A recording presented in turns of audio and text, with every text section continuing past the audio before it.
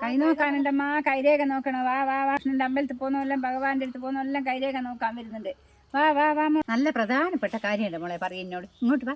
മക്കളെ പറ്റിയിട്ടും മോളെ പറ്റിയിട്ടും മോനെ പറ്റിയിട്ടും ഭർത്താവിനെ പറ്റിയിട്ടും കുടുംബകാര്യം എല്ലാം ഉണ്ട്. വാ വാ. അമ്മ പൈസ എല്ലാം തീർന്ന് എത്ര പൈസ കൈരേഖ നോക്കിയാല്? 100 രൂപയമ്മ. കൈ നോക്കി ലക്ഷണം പറഞ്ഞാൽ 100 രൂപ. മുഖലക്ഷണം മാത്രം പറയൂ. 50 ആളും ബാക്കി ബസ്സിന് പോകണം ഞങ്ങൾക്ക്. ഇനി പറയാൻ പറ്റിയ പറഞ്ഞാൽ മതി അമ്മ. മോളെ എനിക്ക് കുട്ടീൻ്റെ കാര്യം വരെ പറയാനുണ്ട്. നല്ല ആയുസ്സുണ്ട്.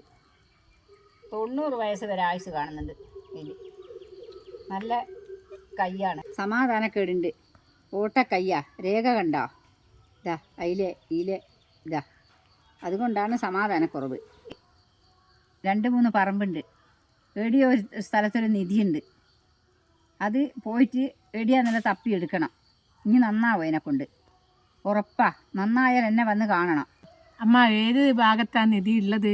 നിധിയുള്ളത് തൊഴിലുറപ്പുകാർ പണിയെടുത്തിട്ടുണ്ട്. അയ്യ മൂലക്കലുണ്ട്. അമ്മ നിങ്ങൾ പറഞ്ഞത് ഉറപ്പ് തന്നെയല്ലേ? നിധി കിട്ടുമല്ലേ എനിക്ക്? ഉറപ്പായിട്ടുണ്ടാവും മോളെ. ഇനി കുഴിച്ച് നോക്കിക്കോ. ഇല്ലേ എന്നെ വന്ന് അതും കൊണ്ടാണ് എന്നെ വന്ന് കാണാവൂ. നിധി കിട്ടിയാൽ നിങ്ങളെ വന്ന് കാണുമല്ലേ പറഞ്ഞ്? നിങ്ങളെ സ്ഥലം എവിടെയാ? നിങ്ങൾ പോയിട്ടാ താമസിക്കുന്നത്?